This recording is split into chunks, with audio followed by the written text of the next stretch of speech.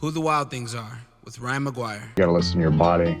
Oh my God, maybe, I could get out there, I could do this. Let's take a ride, find your wild side, real stories, see with your own eyes. It's so beautiful. I'm gonna have the best time out here. I was in tears. I was like, that's the best, man. This episode of the podcast is brought to you by Oslo. Oslo is a non-alcoholic seltzer company based here in Denver, Colorado, and they're making these amazing seltzers. Right now I'm drinking on the lime and mint spritz. They're full of electrolytes, adaptogens, antioxidants, and more importantly than all of that is they taste incredible. These have been what me and my friends have been drinking all summer, and each one of them has a purpose. The lime and mint spritz is meant to energize and uplift. They have new flavors coming out, lavender, lemongrass. This is more of a soothing and revitalizing drink, as well as the lemon and holy basil, which is meant to replenish and restore.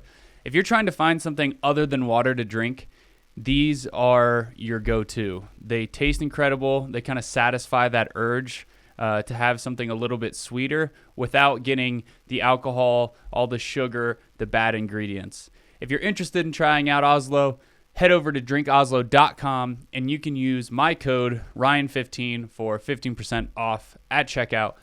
Appreciate you guys. Let's get to the show. Welcome back to Who the Wild Things Are. My name is Ryan McGuire, and I'm here to bring you conversations with the most wild folks on the planet. If you're enjoying the podcast, please leave us a rating and review on your podcast platform of choice. And if you enjoyed the episode, share it with a friend. Appreciate you guys. Let's get it going. Thank you so much for coming back, making the long trip from Washington. And first of all, happy birthday. Thank you. It's birthday month, July. What did you get into for your birthday? Every year on my birthday is a very I don't ever celebrate just on my birthday. I actually call it birthday month because on my actual birthday, I really like to be by myself. And I went swimming in some natural water, took my dog for a walk, did all the things that recharge my batteries. And then you keep the rest of the month for getting together with your crew over here and your crew over here and your family. And it's really the new year. To me, it's more of a celebration of New Year's than something that happens on January 1st. Yeah, I like that makes mindset. Sense. Yeah. Yeah, it's like a total reflection moment of what just happened this last year. Gratitude. I lived another year. I made it. And then thinking forward of, okay, this is a creation time now. It's a powerful time of creation to think, I just turned, like I had this new experience of turning another year older on planet, more wisdom, more to create from. Awesome. Yeah, thanks. And you have a lot to look forward to, it seems, this year. You're presumably on your way down here because you have your women's retreat coming up. Tell me a little bit about what that is. And I guess as a precursor, if you haven't heard Jess's story, definitely go back and check out episode 1 where we talk about your story from prepper to we talk.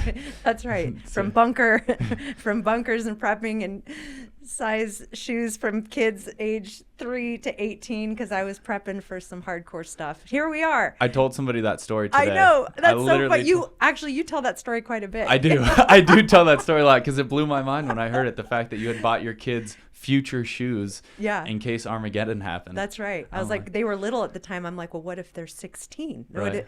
Everyone needs shoes. Like, we're right. going to need to get down to what's real, like what you really need. It's amazing. And by the way, thanks for having me back out a second time. Cheers. Cheers. And and now, the first time I was on your podcast, we had just met, and now we're friends. We've been in the woods together. We've done, I've taken your class. I've taken your course. You've been a teacher for me and an inspiration, and now we get to talk, comfortably as friends. Likewise, yeah. You've been an inspiration to me too, and definitely a beacon of light for the wilderness skills community, I think. I always think that you're one of the more important figures in terms of diversity, just because you have this sort of breadth where you can be like, I'm going to go to the mall and wear makeup and go shopping. And then I'm also going to go on a 50-day wilderness course, and you live everywhere between those spaces. I do. And that allows you to hold like these women's retreats with such reverence, because you're not putting on any front. You're not putting on any like false bravado. You're just like, this is me, and these are the things I enjoy. That's right. And sometimes even when I'm on these deep wilderness experiences, I try to wear the biggest hoops like possible, just to really express my love for big hoops. I'm actually going to create what I call survival hoops that are going to be functional jewelry. I'm going functional jewelry at some point here. Yeah. Wait. I know. I'm kind of into this. Oh, it's going to be good. Did you already talk to Wazoo about this? I have. For people that don't know, Wazoo is like the king of interesting survival gadgets that kind of can be worn, or wearable necklaces. Survival gear. Yeah. And I was like, hey, so survival hoops. Let's talk about it. Like maybe tuck some fishing line in there. There's a Yeah, lot of with ways a you could go. little jig that, we're going to get there. Yeah, okay. So you asked me about my journey here to Colorado. I'm from Washington. I just literally arrived here in Colorado today from driving over, so that's a 3-day drive for me. But my my landing point here is first stop Ryan podcast, check. Then I've actually got a private student flying in, and I'm going to be working with her one-on-one with some wilderness skills, so I'm really excited about that. And then I start my wilderness first responder training. So this is my third recertification, and this will be with Off-Grid Medic. They're going to be up at the Survival University campus, and that course starts Monday. So that's going to be great. I love getting my, updating my wilderness skills in terms of the medical side. By the way, side note, I think the Wilderness First Responder Training is one of the best courses for anybody to take who does anything in the outdoors.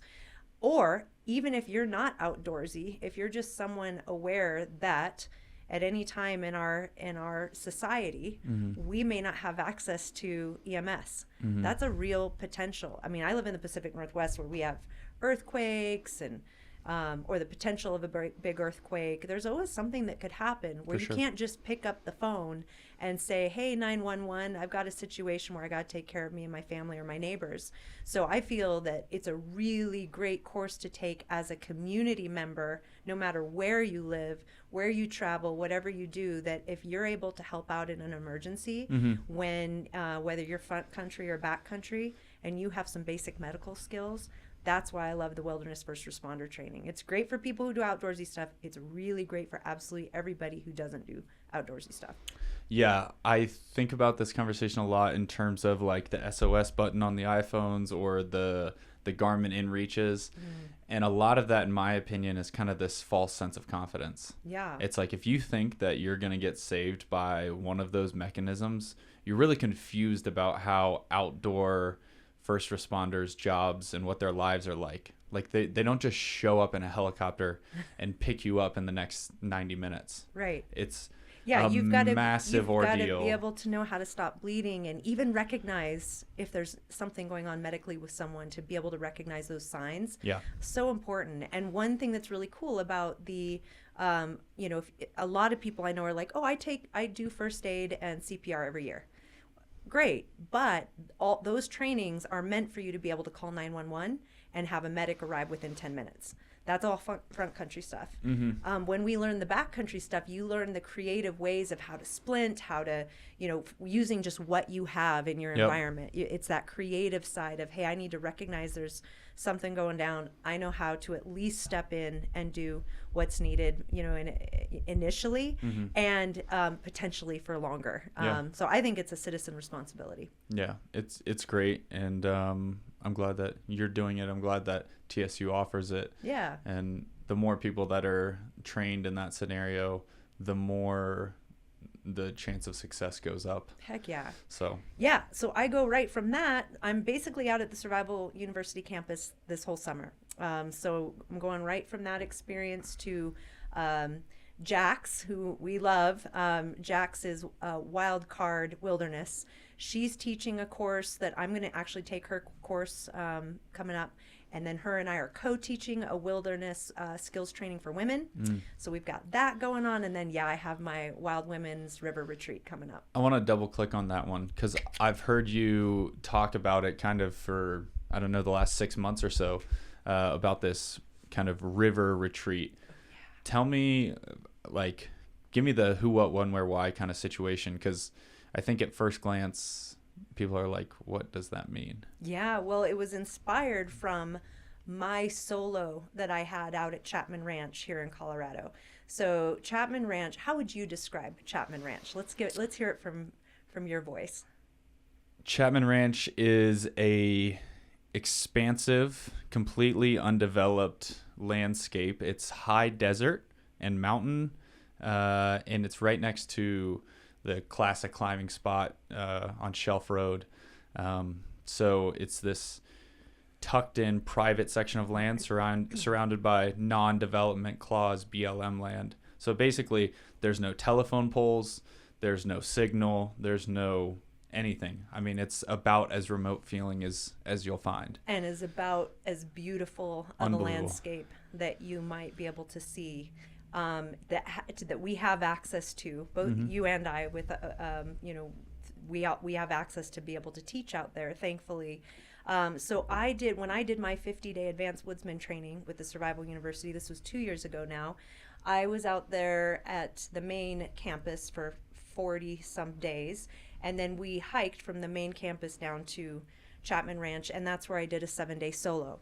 So out there for 7 days with just a knife and a ferro rod, and that's it. Yeah. And the clothes on my back. We didn't have sleeping bags, we didn't have tents, we didn't have sleeping pads, no food. It was a build a shelter, take everything you've learned over the summer and then apply it to wilderness living, not wilderness survival, wilderness living. Yeah. And the idea behind that is this wasn't a survival situation. This was take all the skills of how to build an appropriate shelter to keep you warm, the skills of finding food, wild plants, crawdads out in the river, and hand fish if you can find them, but I didn't. And then also being able to make fire, harvest tinder, everything natural, everything you learn, so that all your needs are met and you're feeling like comfortable. You're feeling, I think you and I have talked about this, but one of the greatest things you get out of taking wilderness survival courses, when I go air quotes here, it's because these aren't really survival skills, they are human skills. Learning fire, learning to harvest food, and learning how to build shelter is as primal to our needs of humans as there has ever been. These are just basic human skills. So when you learn those skills, you get to go deeper into wild places. And I think you've shared sentiment very similar to that, is why you do what you do. It's like, I can go deeper. Yeah? Yeah, absolutely. I kind of also pair that with the physical fitness, especially the way I got into like endurance sports was like, I know if I want to get deeper in the backcountry and practice these skills, I need to be physically fit and physically prepared to do that, because so much of what I saw was people practicing the skills, but they would be making really poor health choices and really out of shape. And I'm like, how are you ever going to get that deep in the backcountry if you don't have the physical prowess to get there in the first place? So yeah. I feel like my life lives at the intersection of those two realizations.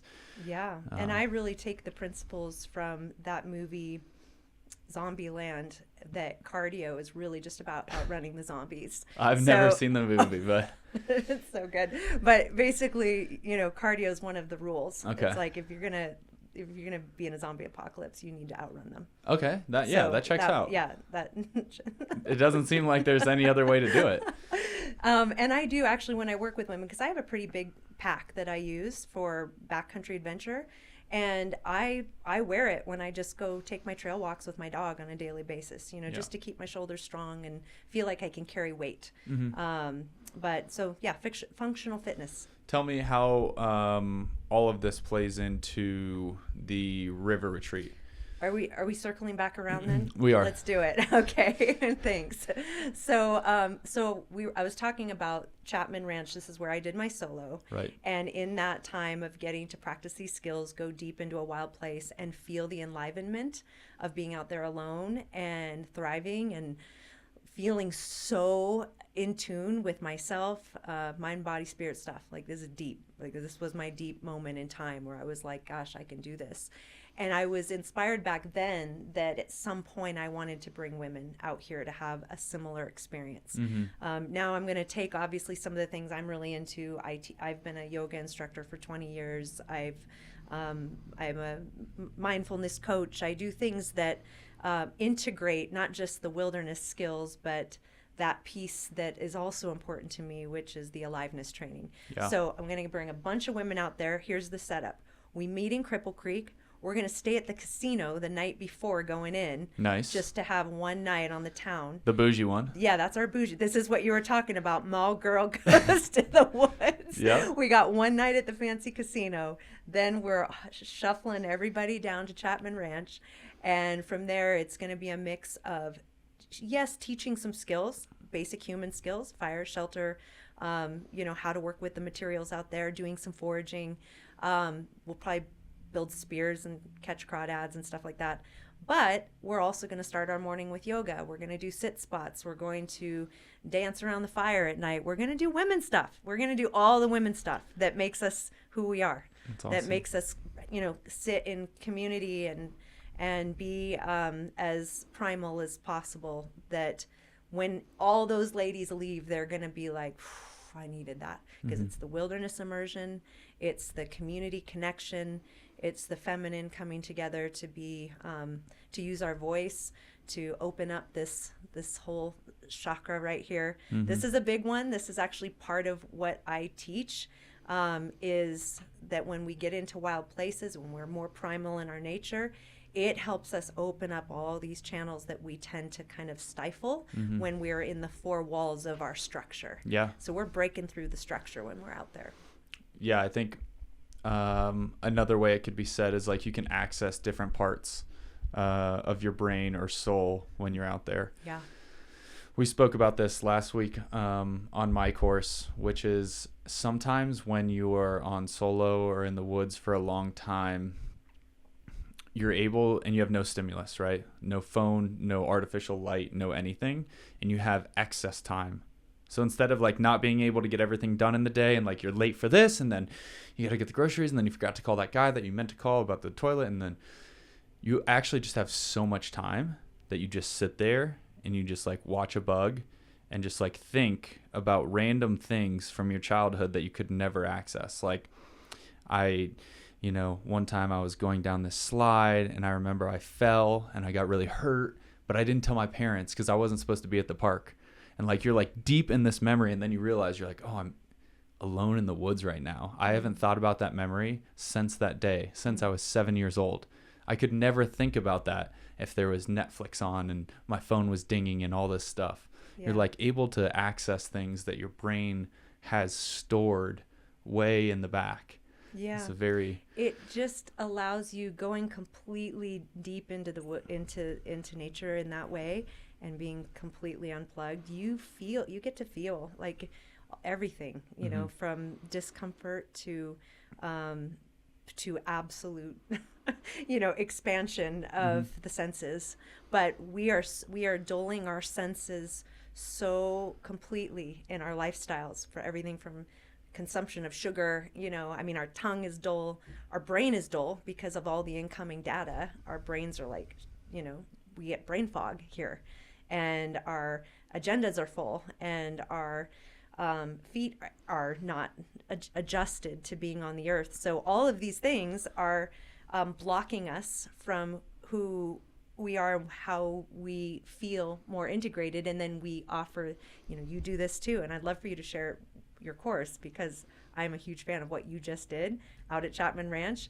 But taking people out there and giving them that opportunity in the leadership way of saying, this is a safe, I got the container for this, we're not just sticking people out in the woods. We've put in our time to be able to feel confident to say, I got you, come on out, let's do this. But when you give them that experience, there's nothing like it.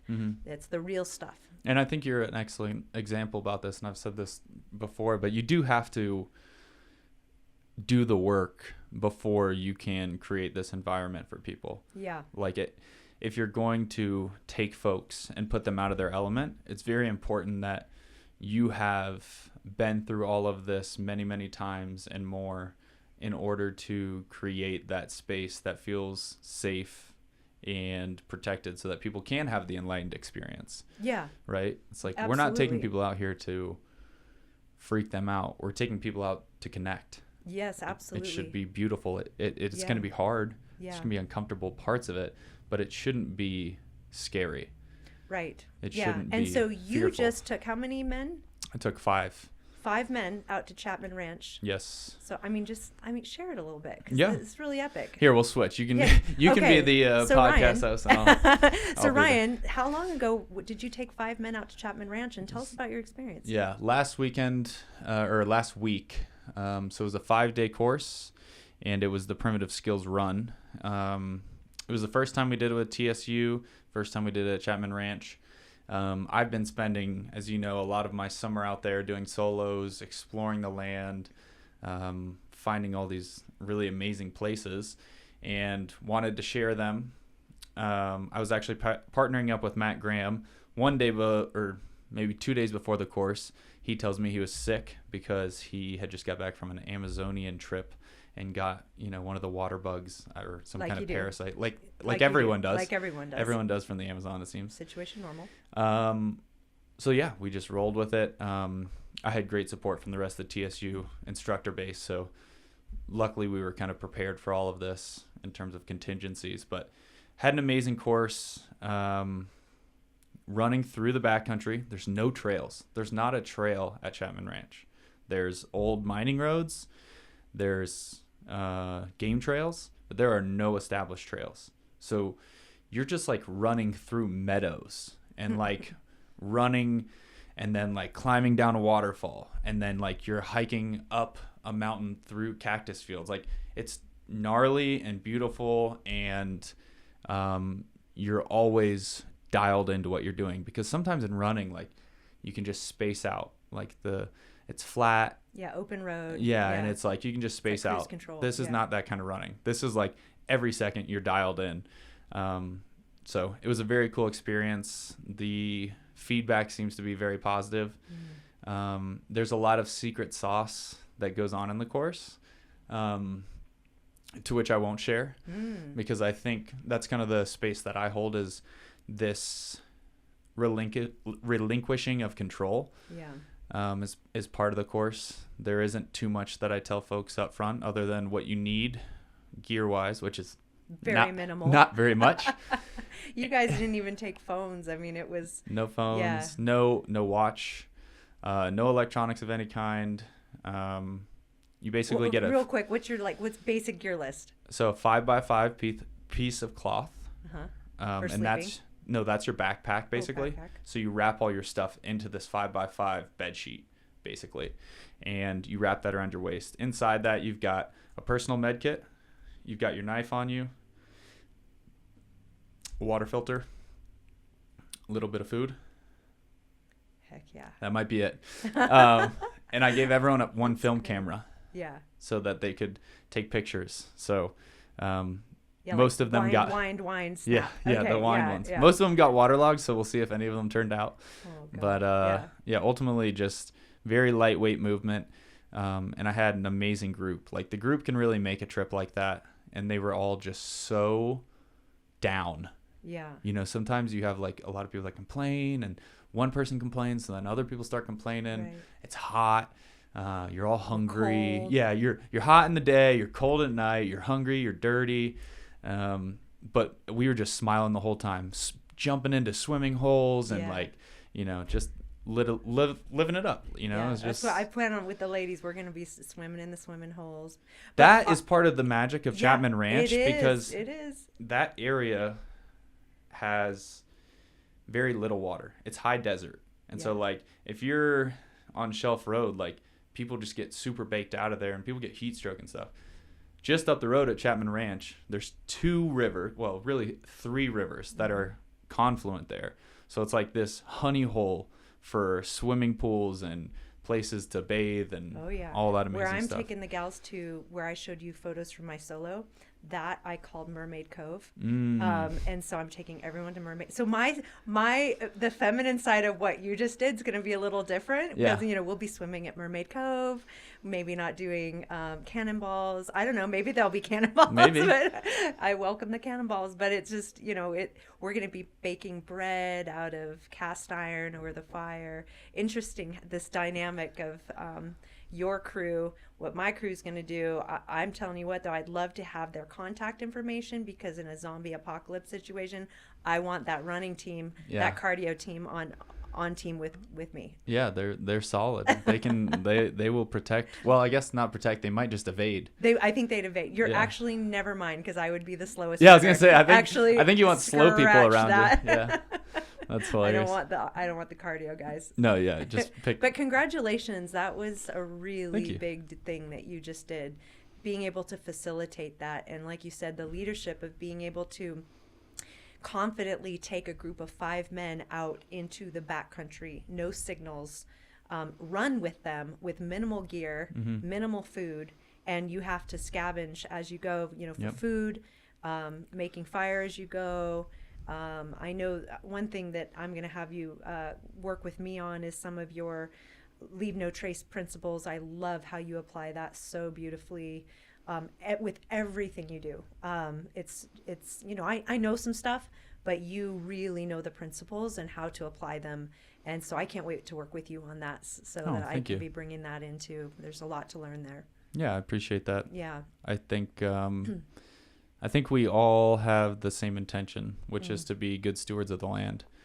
And I still have a lot to learn in that way too. But I think as long as we're all moving towards that path, and I don't mean just us and our group, but I mean like the widespread outdoor consciousness, like all of us having this same goal and saying it out loud and repeating it and speaking it into existence. I think that's the shift, right? From like the 90s where you threw beer cans out the window. Yeah, I remember those years. My dad used to huck them out. We had a little Ford Ranger. We lived in Texas, and he just, hucked beer cans out the window. It was just, and nobody said anything about it. Yeah. And now hopefully we're shifting off of that. Yeah, it's so interesting. I think we're moving in the right direction ultimately. Yeah, And there's good people out there doing great stuff. yeah, I think you're one of them. Thank you. I think Colorado is an epicenter for it, and I guess Washington probably is too. I can't speak to it too much, but I feel like there's so many people, and that's why it's nice to have this podcast space here, is because there's so many people doing cool things outdoors in this area. Absolutely. Like I run into people all the time that I didn't know, and then I talk to them, and I'm like, oh my God, that's amazing! You're doing something so cool. Wow, I know, it's so good. It's a great community. It is, and everyone is so helpful and welcoming. And as a woman in the outdoors and in the outdoor industry, I've actually really softened in my approach, because I think when I first got started, I was very much feeling like I had to prove myself, and I would say had a more masculine approach to business and to teaching and to getting myself out there. And over time, as I've really felt so held and supported by both men and women, there's some bad seeds out there, but sure, I don't interact with them. But the ones that I do, the people I run into, it's such a supportive place that I have softened to be even more authentically myself. It just feels really good to just I think in this outdoor space, it's such a welcoming space for authenticity and for people to just come as you are. And I've never felt a more welcoming group, actually. So that's beautiful. Yeah. How do you go from being the type of individual that's like putting on that false bravado, that masculine energy, to being more authentic to yourself? Like what was the transition there? Well, was it like one moment of realization, or was it more gradual over time as you did these courses and started teaching and all that kind of stuff? It's been a couple of things, actually. One, when I first started, I did everything I could to put myself into learning, into being able to absorb and learn from others. So I worked at fly fishing camps. I was base camp manager. I was making coffee for everyone in the morning and flipping pancakes and sending them off, just so I could be with the guides in the evening learning how to cast a fly on my fly rod.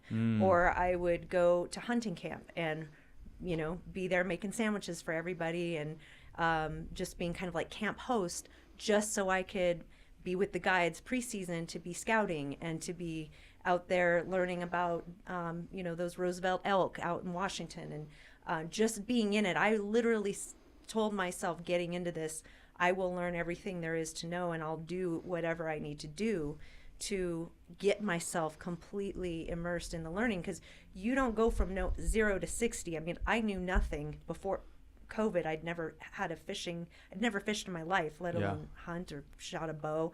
And I went from 0 to 60, where this is my full-time gig, was learning and getting into different camps. And when I'm doing that, I've been around mainly men in camps. I mean, this was a big part of my learning, was sometimes to get into those experiences, I would put myself into places where I'm just surrounded by men. Sometimes that's been really great. I've had some bad experiences too, where I was like, oh, that didn't feel good at all. I've had to stand up for myself. I mean, it really was like jumping into the deep end to learn my voice and be able to say, I felt uncomfortable enough that something switched in me, where I started, saying things when someone said something really off. It's like calling them on it, or being kind of in my strength, and saying things, or just not letting anyone push me around or be bossy. So getting into these places, I think, just started to wear me down a little bit, where it was like, okay, I was in there at first just like, hi guys, I'm here to help you with hunting. Super campy. Yeah, super like, and then, by the end of a couple seasons, now I'm just like that girl that's like got my cast iron, and I'm like, you're all gonna get in here and get your hotcakes or get what? you helping. Yeah, I've done the whole thing, but I think just being in it, I've had to get a little more hard shelled with how I approach.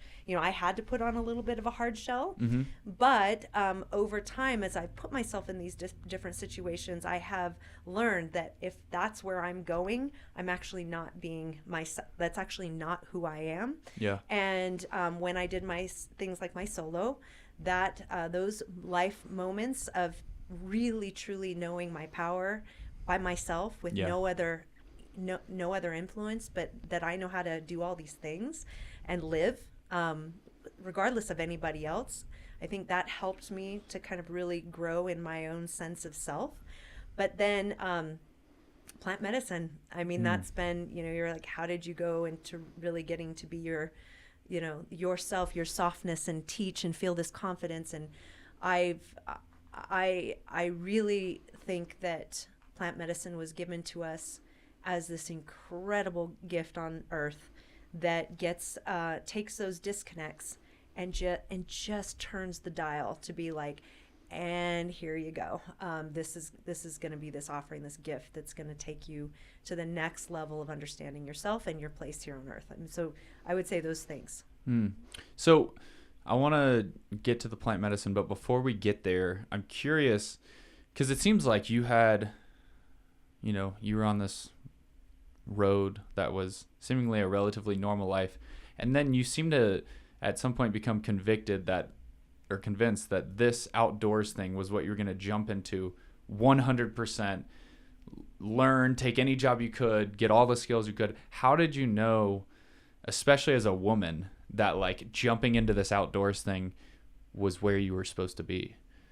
Yeah, so I have to say, I've always had this thing in me that has been really drawn to wild places. I mean, even when I was little, my dad built an off-grid cabin out in the middle of eastern Oregon, and my 2 summers with him when he lived out there, I mean, it was raw, it was rough. There was I had a quarter horse, and I was probably 12, And I had no friend. I mean, it was a whole summer of just being by myself and out in the middle of nowhere with a horse. And he raised me very rough and tumble that way, where he's like, okay, be back by dark. And I'd just be on my horse and I'd go out and I'd spend all day just gone. No, Wow. I mean, this was, and he introduced me to some, he had me skiing at the top of Palmer when I was 3. I mean, he always pushed me to do things in really beautiful places. We were backcountry backpacking my whole life when I was young, grew up with that stuff. So I was pretty free range when I was little. I think and I always used to talk about that to my kids when they were born. I was like, your mom used to do some pretty cool stuff, but they'd only seen me, with my professional job and, putting on my suit and going to work and doing the things. And then COVID hit, right? The first year of COVID. And I lost my marketing job because I worked at a performing arts center. It shut down because there's no live performances. Sure. And at that time, I happened to be dating someone who was a hunter and an angler. He lived in Idaho. I'd never done that stuff. And he's like, why not, now that you don't have a job, come on down and try fishing. And so I went ice fishing for the first time. Cool. And I was like, when I pulled up a perch that was this big out of the water in the freezing cold, sipping on some honey whiskey. And I mean, I was like, and she's back. Like, I was like, this is, that screaming, that excitement, that just, it's super uncomfortable to be in a blizzard and ice fishing. But when you pull up a fish and then you leave that night and you make tacos out of it and you eat it, I was absolutely hooked. I went out and I went on an antelope hunt with him. This was Scott Turner with Silhouette Outdoors. I want to give him credit for that. He's got a great YouTube channel doing outdoor stuff. But then I got into archery, and I just, thank goodness for that man. He brought me back to life because I got to do things that I had, when he harvested his antelope, I helped him process the meat. We ate antelope. I mean, I just was like, this is exactly how this should feel. I actually feel more alive right now than I have felt in years. And so, the guy and I aren't together anymore, but that just launched me into wanting to learn absolutely everything I could. That was the moment I was trying to think about. I was wondering because what I would call that is like an awakening. Yeah. And it seems to be that moment that you caught the fish. Yeah. And My you're first like, fish. I'm supposed to be outside doing this stuff. Yeah. Right? Like, it's like a snap awakening, like, because this world can lull you to sleep. Yes. And you can live every day in 1 hour blocks from doing one task to the next task, to the next task, and taking your kid to practice and going to work and then going to school and then and just lull you to bed. For years. And I see it so often. Well, and then, I mean, even the energy I had at that time, because we probably caught, my time with him, we probably caught over 30 species of fish just in those couple of years between Washington, Idaho, going to Alaska, Mexico, fishing. I mean, fishing became this thing for me. Yeah. And in that time, it was like, we're talking 4 a.m. wakes, to go fishing, where it's like, all right, alarm set, 3:50. Yeah. And that feeling of I can't even get to sleep because I'm just like pretty soon it's gonna be 3:50, and then the alarm's gonna go off, and it's like time to get out there, you know.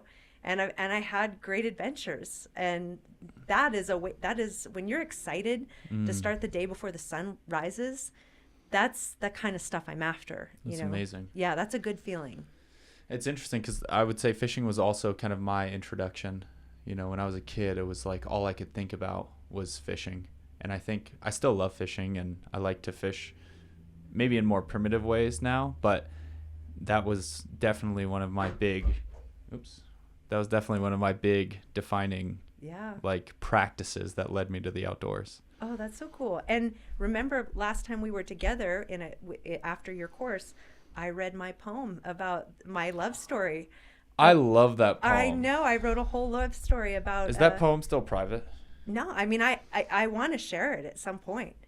Really? Should we share it? Yeah. I mean... Really? Well, okay. Do we have time? Yeah, we have so much time. We're going to finish We're going to finish the pod Okay. with the story. Wow, that's such a good idea. Really? Okay. This is amazing. Do you want me to share this love story? I love the poem. Oh, good. Okay. I am How one of a exciting. couple people who have heard it, so I would be stoked if you shared it with Okay, everyone. let's do it. But I do want to circle back there. So you kind of have your awakening, it seems like, during this fishing trip, and that kind of leads you into all these skills. Into hunting and then getting my first bow.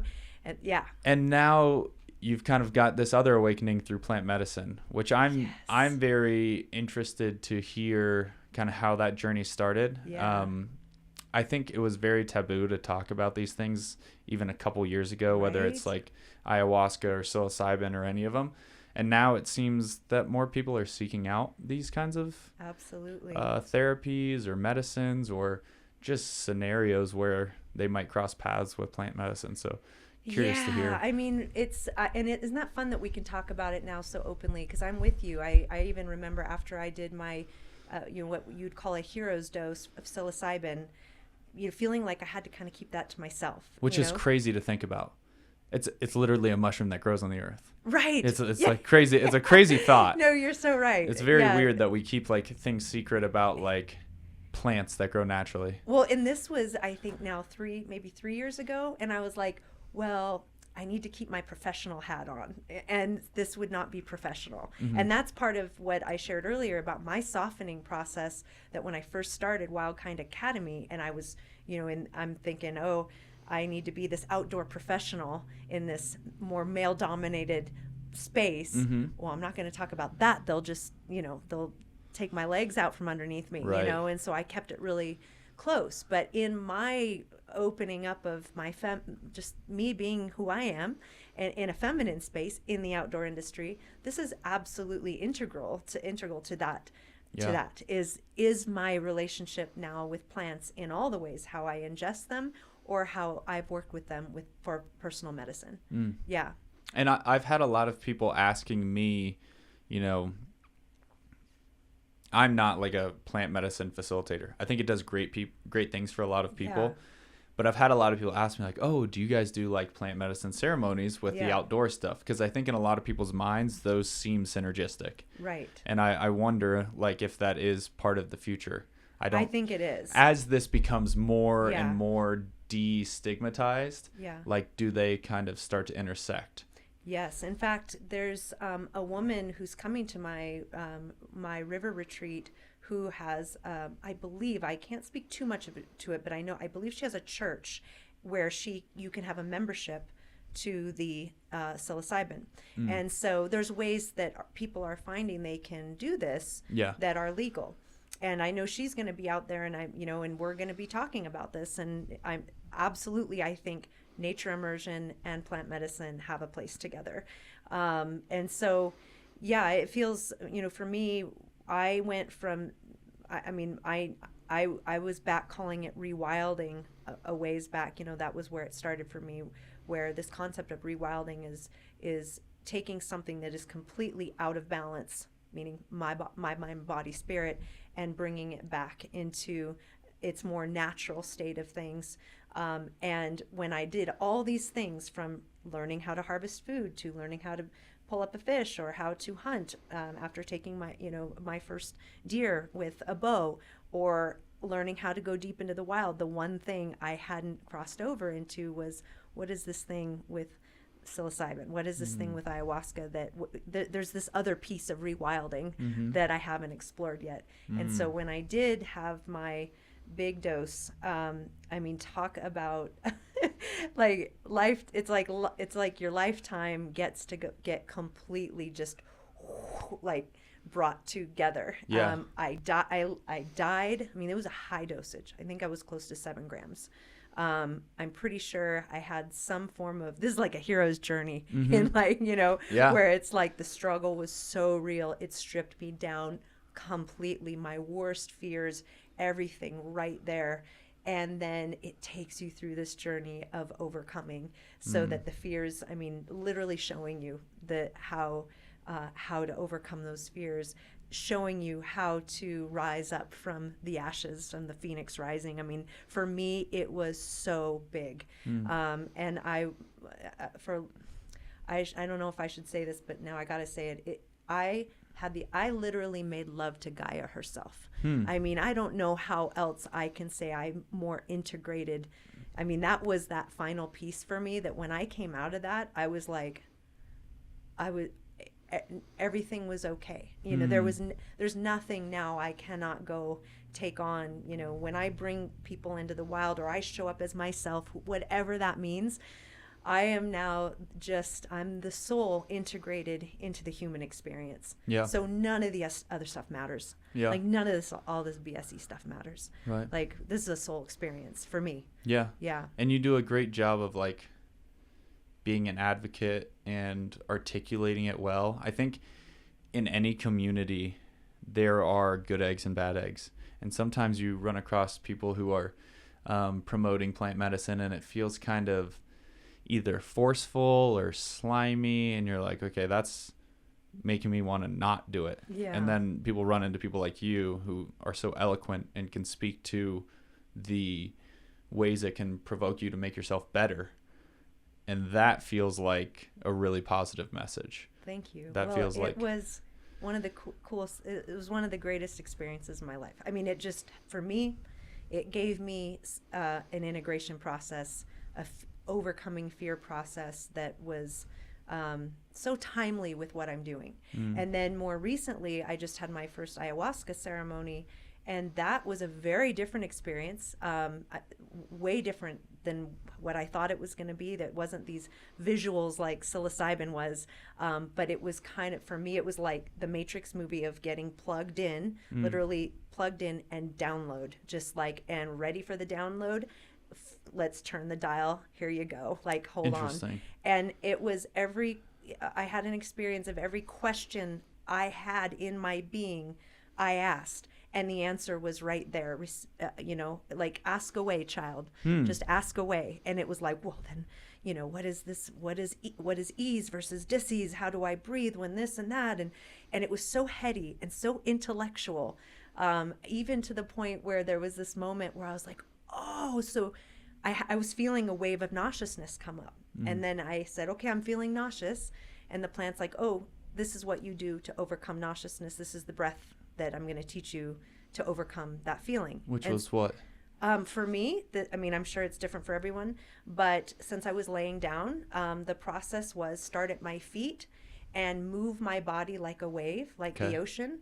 And so I was going through a wave process, and when I'd start at my kind of feet and do the wave, I'd pull the breath up and out, or pull it up the body. And then when that wave came up through the chest, it was like slowly filter the air out, like a long exhale. Long exhale. So let the whole body be a part of it. Yep. Move that nauseous feeling up, and then breathe it out. And every time I do that wave and do that breath, that tension would release and the nauseousness would go away. And then I was shown how that can work when you're in literally I was shown in the death process. This is the same process you'll use when you're leaving your body. Interesting. And then, which is the opposite of when you're giving birth and bringing new life into the world. And it's coming down. You're reversing the wave, and you're pushing, and you're bringing from the ether, that energy, that spirit energy, that realm of power of integrated light into the body and help move it out. So that was a very interesting experience. And I even used the word, so that's the formula for bringing ease into the body. And the answer was, or the response was, like, no, sister, it's recipe. It's not formula. Don't use the word formula. It's a recipe, meaning this is your recipe. And that is a way more feminine version of how you will be showing up to teach in the world. Because yes, we do need formulas, and we need things to be exact. Some things need that, but this work is recipe work. Because there can be slight changes depending on who's making it. They might add a secret ingredient, exactly, because of the an secret extra sauce. tablespoon, And so like I literally that to me was very intellectual, to have this level of detail, where it's like, do it like this, try it like that, now use this word instead of that word. So One more piece on that, because I think this piece was interesting. When I was feeling and the word that came to me was compression. That compression came from when I felt nauseous. I know that feeling of compression. We have it when we have anxiety. We have compression. And the visual that came to me when I was in it was snakes wrapping around me. And I was like, I feel this compression. It's very uncomfortable. And so then the visual was, now use your breath work. And it was matter of fact, by the way. It wasn't like, oh, I'm panicking. Yeah. Snakes are wrapping around my body. It was, hey, I'm feeling the discomfort of the compression. Now what? And it's like, okay, use your wave breath, and you're now going to use the word ease to overcome discomfort. And the word was use ease. And I was like, why these words? Well, discomfort has a beginning and it has an end. It starts with a d and it ends with a t. There's a constant, it's like it has a beginning to this word and it has an end, and discomfort has a beginning and an end. There is always going to be an end to your discomfort. It's not forever. It's not long term. Discomfort is short term. And ease can be brought into the recipe formula at any time, and you are the one that instigates the ease. And in this particular instance, it's through breath, and breath is always given to us as a gift that our body mechanics have to bring ease into discomfort. And she meaning this entity, this energy, this medicine, said, say the word ease. And I was like, ease. And it's like, no, really say ease. And it's like, ease. It's like there's no beginning and there's expands no on both end. sides. Yeah, it's breath. To say it uses elongated breath. And so she's like, use that word in your breath when you have discomfort. And so here's a technique that came to me in the medicine. I didn't create that. It wasn't, something that I had been doing, that not only can I apply to myself when I find myself in discomfort, but I can help, when I was a death doula. I'm a hospice volunteer.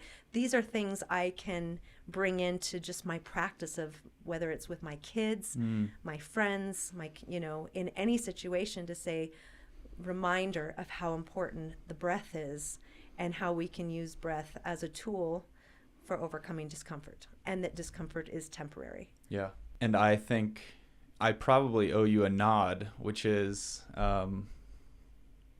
during my course, I had been talking about, so I did a long breathwork challenge last year where I did breathwork every day for a long time. I am a hyper believer in breathwork. I think it's really just a discontinuance of connection with the body that makes us feel like breathwork is woo-woo. It's like the least woo-woo thing that could exist. It's like, it's so matter of fact that changing and focusing on our breathing, which is the life force, changes the way we feel. It's like you could explain that to any 4-year-old and he'd be like, yeah, that checks out. Of course it does. Yeah. Like that. I love your reasonable mind. Right. You're very matter of fact. But then when you explain it to people, they're like, whoa, breath work? I don't know about all that. That's kind of weird. That's kind of woo-woo. But then recently you and I were talking about it. I was like, I've wanted to, because I do a breath teaching during my safety part. That's right. I've taken your breath. Yeah. Yeah. Because it's good. I picked that up from taking wilderness safety courses, and I kind of expanded on it to like give people an exact tool.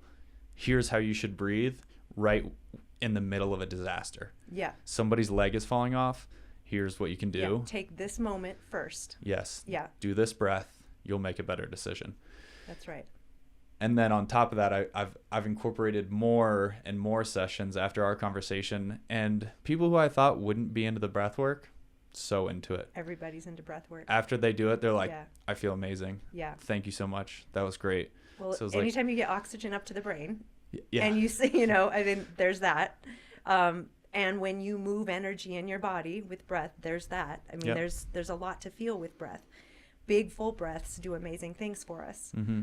Using our full body in a breath even integrates it further. Yeah, and it's one of the things, like, the entire Buddhist religion or not religion is based on being present. And it's like, oh, people say like, oh, be present. It's like, well, how do you become present? The best thing I can say is focusing on your breath right now. Like if you're listening to this podcast and you're like, oh, I kind of feel like I've been, just going through the motions or whatever. If you stop, close your eyes, and just focus on your breath, it's an immediate way to become hyper present of where you are in the moment. It's the same thing, and it is breath. Singing does the same thing. When you sing, you can't have anxiety. When you're singing, you can't have worry or stress. Like if you're singing a song, the brain can't do both of those things at the same time. And same with breath. But that is breath work. Singing is this piece of moving air through our instrument. This beautiful instrument here that we were born with. It gives us that passageway, that pathway. That's beautiful. Yeah. I never really thought about it that way. Yeah. So sing. There you go. And dance. Dancing Sing more. does that too. Dance more. Yeah. Well, I think we're at that moment. Okay. You have your poem handy? Let's do it. It's on my phone. Sweet. I'm excited This is a pretty big deal. This is a big deal. I'm gonna be the MC and you're gonna be the artist. Okay. So right now, everybody, what you are about to listen to is a poem written by the one and only Jess, and it is called "Take Me to Your Fire." You remember? Yes. Wow. Yes. Beautiful. Take it away. Before you do it, do you want to give any context to it or anything you want to say about it? Just that this is a beautiful writing for me, because not only does it explain my love for fishing, but my love for love and my love for the exchange of being human that consumes food, wild food. That exchange, because that's part of this love story, is that exchange. Over time we all meet people who are like, well, I don't eat meat, or I don't eat fish, or I couldn't take that life. Well, as a hunter and angler, this poem speaks to that from a different perspective of what it means maybe to take that fish from the fish's perspective. Love it. Okay, ready. Take me to your fire. I take reprieve in the calm waters, assured by my routine and hoping that the constant hunger of my instinctual existence might momentarily be satiated by a terrestrial insect landing upon the boundary, offering to feed me at the golden hour. The light above is a painful tease, always enticing me with its dangerous beauty. My heart aches to know, and I often leap in defiance of the boundaries from which I know, wanting to be exposed to its breathtaking mystery. There is something ahead that has startled me, and I rush to the safety of darkness. Be small now, insignificant. I can't. I wait. I watch from the underside of the river rock. The pull, however, to explore this growing excitement is far greater than the fear that binds me to my place of hiding. Attraction. I'm aware that I'm exposing the beauty of my skin. I have color and form, a queen of the river who has fed herself and has safely and gracefully navigated the passing of time. I feel compelled to be seen. There is intelligence and desire waiting for me. A tall form, a silhouette in the setting sun lures me closer with a power that is magnetic. He wants me, and I leap to the place where I cannot breathe. I am here. Over and over, he patiently casts his line and offers me beauty, river jewelry of magnificent color and design. I delight in his attention. This is not death, but a primal drive to be consumed by love. To know my purpose after all this time creates ecstasy. 2 hands wrap around me. I prove my strength and vigor as I thrash with delight. Sing to me in the glory of our shared destiny. Holler to the towering mountains the sound of our encounter. My life force is your sustenance. Take me to your fire.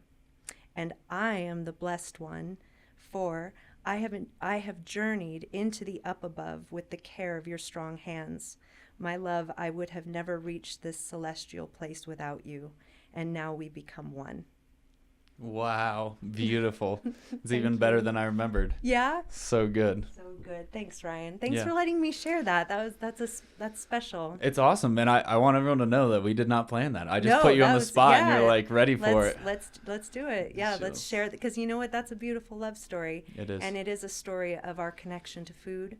It's a story of a different perspective of what it means to have, why do we have this wild game, wild fish, wild plants? We do have a relationship there, and humans are meant to interact and to consume. But of course, in our place of giving back to the land, of course, that's the piece that we continue to work on with our work. Yeah, and I think it's just a beautiful nod to how special it can be to be close to your food. Yes. And every time I hear a poem I always hear something different, or something, you read a book again and you notice something different. What I noticed that time was when you said they jump up, that it's breathtaking beauty, which it would take the breath of the fish because it's out of water. Yes. I was like, Yes. I didn't notice that the first time, but I really So did there. Sweet. Well, I've caught fish and have been like, yeah, that excitement, that sense amazing. of just, having this beautiful fish. I mean, that's love. That's excitement. I've never seen anything like that or felt that when I witnessed it in people catching a fish or in myself. It's always this, it's beautiful. And you don't have to teach it to a kid. No. Yeah. They catch a fish, instantly stoked. It's like, doesn't matter if they're 3 or 10 or your grandma. It doesn't matter who it is. Totally. Like, we know that this is feeling. great. Yeah. And This that's is- love. That's amazing. That's love. You don't have to teach it at all. No. It's beautiful. Yeah. So thanks for giving me this platform to open my channel, my voice. That's a big piece of what I'm teaching this year, and where I'm going with the things I'm doing is this opening, so that I feel that's part of our evolution, is really feeling the flow here through breath, through truth, through speaking, through singing. So thank you. I like that. I'm going to think about that more. Okay. Tell people where they can find you if they want to learn about your retreats or just follow you online. Yes, Wildkind Outdoors is the website. I just did a rebrand from Academy to Outdoors. I'm on Instagram as Wildkind Jess. Also, Wildkind Outdoors is on Instagram, more of the business account. There's a TikTok account, Wildkind Jess. There's a Facebook account, Wildkind Outdoors. So please follow along. If you go to the website, sign up for the newsletter, because then you'll hear about upcoming retreats, events, things going on. Awesome. Well, thank you so much, Jess. This was a beautiful conversation, and I look forward to the next time we have one. Thanks, Ryan. I appreciate our conversations every time. I really admire you. Yeah, I appreciate it. All right, guys, stay wild.